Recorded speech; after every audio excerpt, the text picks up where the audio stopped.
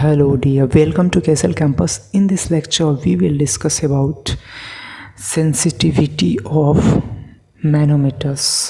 ठीक है, मैनोमीटर्स जो हमने स्टडी किया इसके पहले वाले लेक्चर्स में सब में, तो उसकी सेंसिटिविटी कितनी है, कैसे मेज़र करेंगे, तो इसको डिनोट करते हैं सेंसिटिविटी को एस से।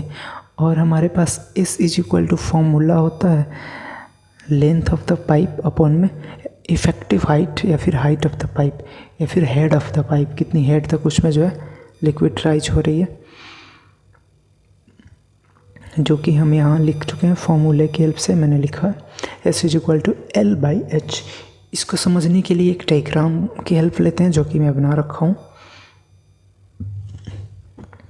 तो चलिए, ये कोई रीज़न है जहाँ का हमें प्रेशर पी मेज़र करना है, और यहाँ पे अगर पीजोमीटर कनेक्ट होता तो आप देखते हो कि इस तरीके से सीधा ये कनेक्ट होता है। एक एंड, दोनों एंड ही ओपन होता है, एक एंड कनेक्टेड होता है जहाँ का प्रेशर मेज़र करना होता है, दोनों एक एंड जो है एटमॉस्फेयर में ओपन होता है।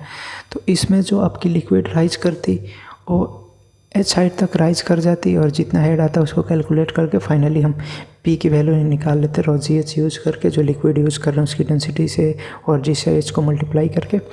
नाउ यहाँ पे अगर हमारी पाइपलाइन जो है कुछ इस तरीके की हो जाए, यानी कि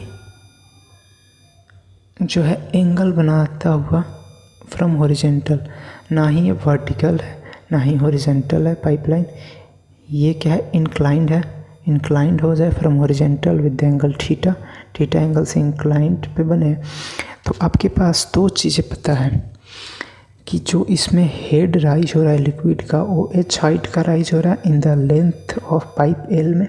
इफ़ेक्टिव हेड तो यहीं से मेज़र करेंगे ना, इसका जो मीन लाइन है, मतलब जहाँ पे प्रेशर मेज़र कर रहे हैं वहाँ का, वहाँ से कितनी हाइट तक लिक्विड राइज किया, इफेक्टिव हाइट हो गया। तो आपको एक चीज़ पता है, अगर एल जो है हॉरिजेंटल से थीटा एंगल बना रहा है तो ये वाला जो डिस्टेंस होगा, ये वाला, इसको एल कॉस थीटा बोलेंगे, और इधर वाला जो कंपोनेंट होगा वाई में तो इसको एल साइन थीटा बोलेंगे। ओके, और कितने हाइट तक होगा ये, जहाँ तक लिक्विड राइज कर रहे हैं, मतलब यहीं तक होगा, तो ये होगा एल साइन थीटा। तो हमारे पास क्या आ जाएगा, इस वाले कंपोनेंट से h is equal to l sine theta. इतना तो आपको आता होगा कंपोनेंट्स बनाने, थीटा के साइड में एल कॉस थीटा और उसके अपोजिट साइड में साइन थीटा आता है, तो l h is equal to l sine theta. इतना तो आपको समझ में आ गया। ओके, तो जो मैंने यहाँ पे इक्वेशन लिखा हुआ है ये आपको समझ में आया। नाउ आपको ये चीज़ पता है कि s is equal to l upon में एच।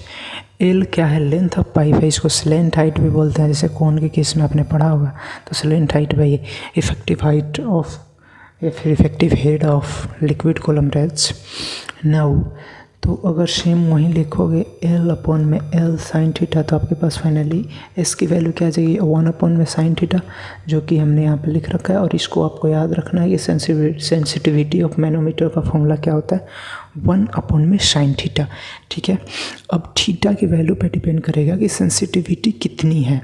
जैसे मैं अगर एग्जांपल आपको दूं कि थीटा अगर डिक्रीज करता है तो क्या होगा, साइन थीटा जो होगा वो भी डिक्रीज करेगा।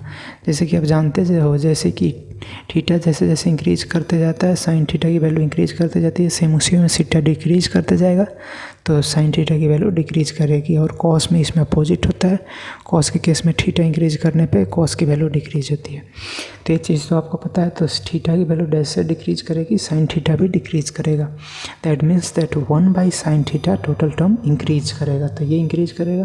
That means that 1 by sine theta जो कि सेंसिटिविटी है तो ये भी इंक्रीज करेगी।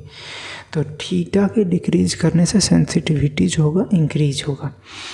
जैसे हम थीटा को अगर 0 मानते हैं, तो जब थीटा 0 होगा साइन थीटा भी 0 होता है, तो सेंसिटिविटी क्या होगी, 1 बाई 0 दैट इज़ इनफाइनाइट हो जाएगी। ओके, जो कि यहाँ पे बता रखा है, तो सेंसिटिविटी इनफाइनाइट हो जाएगी।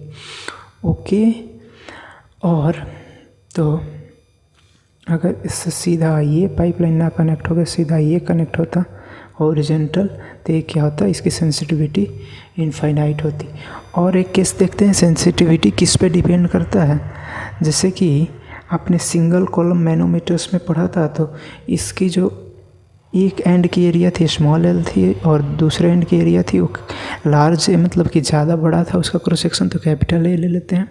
तो इसकी सेंसिटिविटी डायरेक्टली प्रोपोर्शनल होगी 1/a/a। इसकी रेशियो जितनी कम होगी उतनी ज़्यादा सेंसिटिविटी होगी।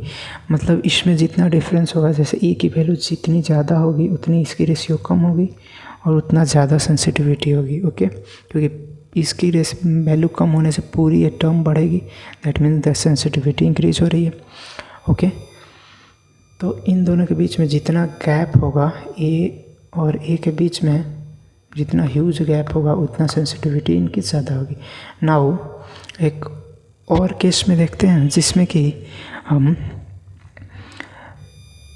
स्पेसिफिक ग्रेविटी ऑफ फ्लूइड देखते हैं। स्पेसिफिक ग्रेविटी ऑफ फ्लूइड सबसे पहले आपके पास होता है क्या है, अगर मैनोमेट्रिक फ्लूइड जो यूज़ कर रहे हैं तो उसको एसएम से डिनोट करें, उसकी स्पेसिफिक ग्रेविटी को, तो क्या होगा, density of that manometric fluid upon में स्टैंडर्ड डेंसिटी, दैट इज अगर लिक्विड के लिए तो वाटर का डेंसिटी।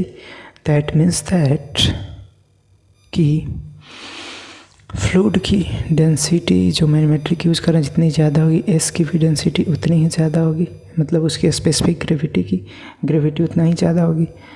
तो जो एस होता है सेंसिटिविटी वो डायरेक्टली प्रोपोर्शनल होता है 1/sm के, उसके स्पेसिफिक ग्रेविटी के रेसिप्रोकल के डायरेक्टली प्रोपोर्शनल, मतलब बोल सकते हो कि स्पेसिफिक ग्रेविटी के इन्वर्सली प्रोपोर्शनल होता है। तो ये जितनी डिक्रीज करेगी सेंसिटिविटी उतनी इंक्रीज करेगी। Okay, that means that lighter fluids के लिए ज़्यादा सेंसिटिविटी होगी। तो इसीलिए कहा गया है, फिर कहा जाता है कि लाइटर लिक्विड्स जो होते हैं वो ज़्यादा डिफ्लेक्शन शो करते हैं, शोज मोर डिफ्लेक्शन। ठीक है, तो इस लेक्चर में इतना ही। Now thank you for the class.